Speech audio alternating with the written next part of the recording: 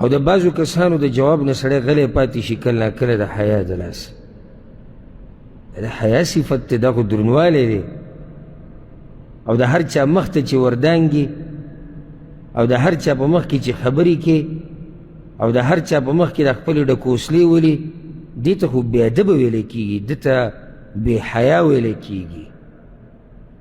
چې دا د نن سبا ځوانانو کې دا صفت ډېر شوی دی. دا به غلو نه وي، تاسو به هم لیدلی دا چې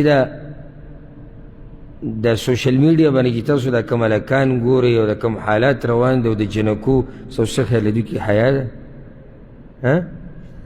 خو چې بې حیا شي دغه ځي ته وځي که نه، چې کله بې حیا شي دغه ځي ته وځي. او ځکه پیغمبر صلی الله علیه وسلم دا خبره حدیث کې کړې ده، یاده که دا خبره ښه او په زړه یې ولیکئ.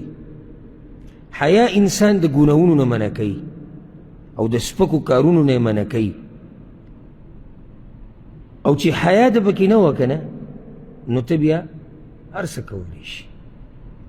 لکه کله ناکله زموږ مخې له یو ویډیو راشي یا موږ یو کس وینو په خپل ژوند کې مخامخ هغه یو کار وکړي، موږ ورته حیران شو چېرې اخر ده دا کار کړی څنګه دی، موږ ته ډېر عجیبه ښکاري. د هغې جواب دله زه در کوم، په ده کې حیا نشته ځکه یې کړی. او چې چا کې حیا نه وي نو دی هر څه کولی شي.